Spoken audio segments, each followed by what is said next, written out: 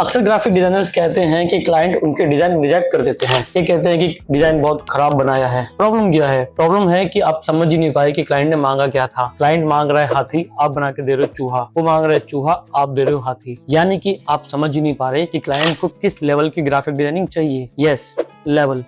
Graphic designing के 3 level होते हैं, वैसे तो 4 होते हैं पर मोटा मोटा 3 है। मेजर इन 3 कैटेगरीज को समझेंगे, या ये कहें कि क्लाइंट की डिमांड ओवरऑल इन 3 कैटेगरीज के इर्द गिर्द ही होती है। देखो, इंस्टाग्राम का जमाना है, आजकल हर ग्राफिक डिजाइनर इंस्टाग्राम पे रील देख रहा है, अलग अलग डिजाइन देख रहा है। अब प्रॉब्लम क्या है? फ्रेशर ग्राफिक डिजाइनर्स को लगता है, जो कि इंडस्ट्री में नहीं है, जो सिर्फ बाहर से देख रहे हैं, जो नए हैं, उनको लगता है कि ये जो ग्राफिक डिजाइनर है इसने कॉन्सेप्ट आर्ट बनाई तो मतलब क्लाइंट को यही बना के देनी होती होगी हमेशा, और वो थोड़ा नर्वस भी हो जाता है।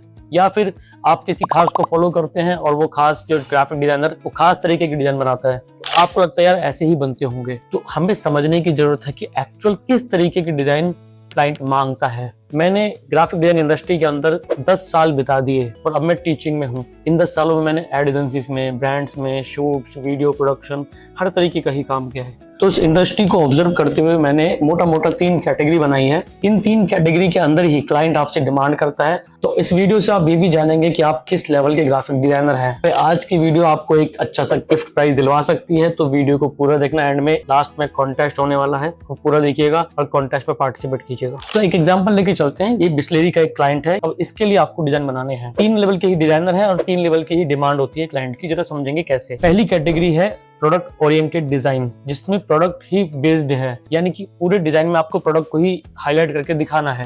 अब क्लाइंट ने तो आपको बोल दिया कि भाई प्रोडक्ट बेस्ड डिजाइन बनाओ, और आपने मोटा मोटा से डिजाइन देखे भी होंगे जिसमें सिर्फ प्रोडक्ट को ही लगा दिया। अब यहाँ पे डिजाइनर की थोड़ी सी समझदारी काम आती है कि भाई प्रोडक्ट को पोडियम पे लगा दे रहा है, किसी टेबल के ऊपर रख दे रहा है, और ऐसे बहुत सारे डिजाइन आपने देखे ही होंगे। तो ये पहली ही कैटेगरी है। यहाँ पे आप देख सकते हो, जैसे कि मान लीजिए बिस्लेरी का एग्जांपल लिया, तो पूरे डिजाइन में सिर्फ और सिर्फ बिस्लेरी को ही हाईलाइट कर दिया गया है। That's it. बहुत ज्यादा दिमाग लगाना ही नहीं होता डिजाइनर को। बस इतना दिमाग लगा लीजिए कि चलो बिस्लेरी है तो नेचर वाला पानी दिखा दिया, पीछे पहाड़ दिखा दिए, यहीं पे थोड़ा सा मान लो ठंडा पानी वाला फील दिखाना होता तो यहाँ पे थोड़े से बर्फीला पहाड़ दिखा दिया होता। तो इतना ही डिजाइनर ने यहाँ पे कॉन्सेप्ट लगाना है। तो ये है पहले लेवल की ग्राफिक डिजाइनिंग, यानी कि डिजाइनर को भी बहुत सोचना नहीं होता और क्लाइंट को भी बहुत कुछ चाहिए ही नहीं, सिर्फ प्रोडक्ट हाईलाइट। और आपने देखा होगा बहुत सारे ग्राफिक डिजाइनर ऐसा ही करते हैं, सिर्फ प्रोडक्ट लगा देते हैं। तो अगर आप इस लेवल के ग्राफिक डिजाइनर है कि आपको सिर्फ प्रोडक्ट लगाना आता है, तो ठीक है, आप पहली कैटेगरी के डिजाइनर है। दूसरी कैटेगरी होती है मिक्स्ड एंड मर्ज। अब यहाँ पे आपको क्लाइंट से समझना पड़ता है कि भाई प्रोडक्ट के साथ साथ क्या मैं कोई कैरेक्टर भी शो करूँ।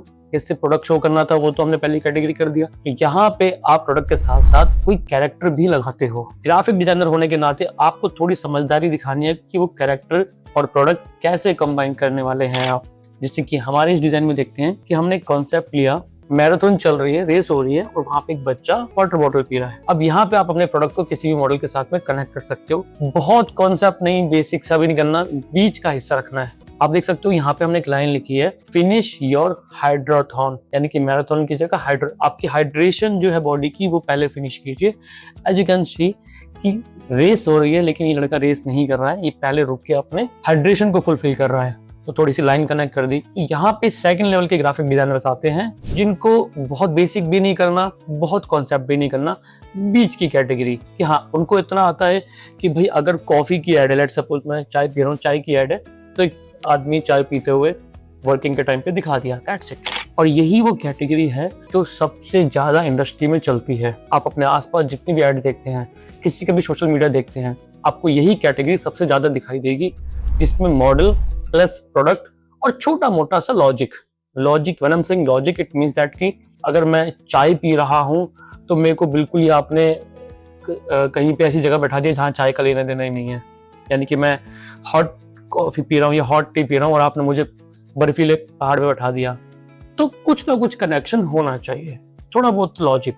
Okay, I am repeating again, it's not concept art. इसमें बहुत लंबा नहीं सोचना, बहुत बेसिक नहीं रखना, बीच की कैटेगरी। अक्सर बच्चे जब मेरे पास एडमिशन के लिए आते हैं तो उनको वो एक्चुअली बहुत सारी इंस्टाग्राम की रील देख के आते हैं। शार्क डिजाइन का कोर्स भी हमारा एक एडवांस लेवल का कोर्स है, तो उनको लगता है कि स्टार्टिंग में ही ना हमें वो कॉन्सेप्ट आर्ट सिखाई जाए। कॉन्सेप्ट आर्ट नहीं बनवाई जाती हर बारी। जरा समझते हैं ध्यान से। तीसरी कैटेगरी पे आते हैं। अब जब आप किसी एड एजेंसी में जॉब करते हो और क्लाइंट भी आपका काफी ज्यादा पुराना हो चुका है या क्लाइंट की डिमांड भी अच्छी है और आपको बजट भी अच्छा दे रहा है, तब क्लाइंट आपसे बोलता है कॉन्सेप्ट आर्ट के लिए। ध्यान रखिएगा, रेगुलर पोस्ट नहीं होती, कभी कभार होती है। अब हम मान लीजिए बिस्लेरी की ही एड लेते हैं, तो पहले में हमने दिखाया कि सीधा प्रोडक्ट, दैट्स इट।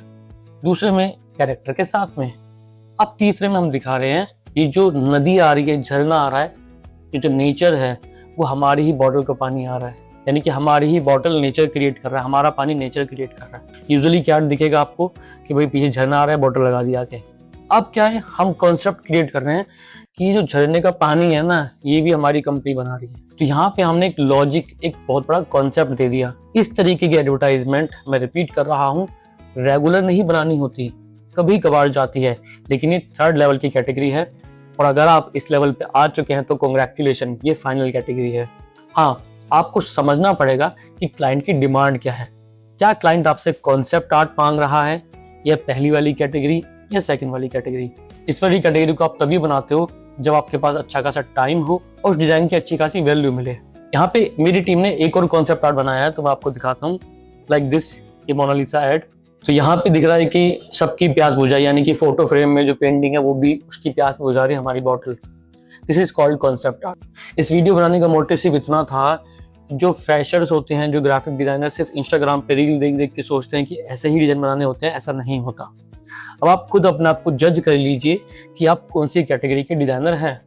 तो ये वीडियो उनके लिए बनाई जा रही है जो रील देख के बहुत ज़्यादा कंफ्यूज हो जाते हैं कि एड एजेंसी में तो ऐसे ही डिजाइन बनाने होते होंगे, यार हमसे तो बनते नहीं कॉन्सेप्ट आर्ट। तो आप डरिए मत, आप जिस किसी भी लेवल के ग्राफिक डिजाइनर हैं, आप एड एजेंसीज में या कंपनीज में जॉब कर सकते हैं। अब एक सलाह मेरी तरफ से, अगर आप फ्रीलांसर हैं या एड एजेंसी में भी जॉब करते हैं, तो भी अगर आपको अपने आप को लेवल अप करना है, सैलरी बढ़वानी है, तब आपको क्या करना है, क्लाइंट को अपनी तरफ से पिच करना है। क्लाइंट अगर सिंपल डिजाइन मांग रहा है तो आप उसको थोड़ा बहुत लॉजिक और कॉन्सेप्ट वाले डिजाइन दिखाना शुरू कीजिए। ऐसा नहीं है कि क्लाइंट ने मांगा ही नहीं तो मैं बनाऊंगा ही नहीं, आपको अपनी तरफ से पुश करना है। और जैसे जैसे एजेंसीज के अंदर आप अपने कॉन्सेप्ट दिखाते हो, एजेंसीज आपको प्रमोट भी करती है। अब बात करते हैं फोर्थ कैटेगरी की। देखो, ये 3 कैटेगरीज होती हैं जो रेगुलर बेसिस पे आपसे बनवाई जाती हैं। फोर्थ कैटेगरी होती है एडवर्टाइजमेंट डिजाइन्स, यानी कि स्पेशली वो डिजाइन जिस पे कंपनी एड चलाएगी। अब ये डिजाइन बहुत ज्यादा कॉन्सेप्ट आर्ट नहीं होते, बहुत लॉजिक नहीं होता, सिंपल डिजाइन्स होते हैं। आप अगर कहेंगे तो इस पे मैं प्रॉपर वीडियो बना के लेके आऊंगा कि एडवर्टाइजमेंट डिजाइन्स क्या होते हैं, एड कैंपेन और एड क्रिएटिव्स में क्या फर्क है, क्या क्या पॉइंट्स ध्यान में रखना है, उसको हम एक नेक्स्ट वीडियो में डिस्कस करेंगे। बस हाँ, अभी के लिए मैं इतना बता सकता हूँ कि वो एक फोर्थ कैटेगरी है और कंपनी आपको उसकी अलग से ट्रेनिंग भी देती है। और आपकी प्रैक्टिस करने के लिए इन पोस्टर्स की जो PhD फाइल है, उसका एक लिंक हम अपने डिस्क्रिप्शन में लगा देते हैं। वहाँ से आप उस लिंक पे आपको और भी पोस्टर्स मिल जाएंगे, फ्री रिसोर्सेज मिल जाएंगे, आप प्रैक्टिस कर सकते हैं। अब बात करते हैं कॉन्टेस्ट की। तो देखो, जिस तरीके के 3 डिजाइन मैंने बताया आपको, आपने बनाना है मैगी के ऊपर एक सिंपल एड, एक कैरेक्टर के साथ में विद थोड़ा सा लॉजिक और एक कॉन्सेप्ट आर्ट। ये 3 तरीके की एड आपने बनानी है और बढ़िया सी टैगलाइन लिखनी है जो तीनों को अच्छे से मैच करे, और आपने उसको इंस्टाग्राम पे पोस्ट करना है अपने किसी पेज पे। कैप्शन में हैशटैग यूज करना है यार्ड्स कॉन्टेस्ट अलर्ट, और मेरी इन दोनों आईडी को आपने टैग करना है। और जिसके डिजाइन भी बेस्ट होंगे उसको मिलेगा मेरी तरफ से एक स्पेशल गिफ्ट। और अगर आपको नहीं पता तो मैं बता दूं, हमारी एक डिजाइन अकेडमी है, आप हमसे सीख भी सकते हैं। और इस तरीके की छोटे छोटे इन्फॉर्मेटिव कंटेंट रील के थ्रू मैं बनाता रहता हूँ, छोटे छोटे कॉन्टेस्ट भी करते रहते हैं। आप इंस्टाग्राम पे मुझे भी फॉलो कर सकते हैं, और हाँ, यूट्यूब पे इस तरीके की लॉन्ग वीडियो आती रहेगी, तो सब्सक्राइब भी कर लीजिए। और ये वीडियो आपको कैसे लगी इसको कमेंट करके बताइएगा, इस वीडियो को लाइक कीजिएगा, और भी आगे ऐसी वीडियो आती रहेगी तो चैनल को सब्सक्राइब कर लीजिए।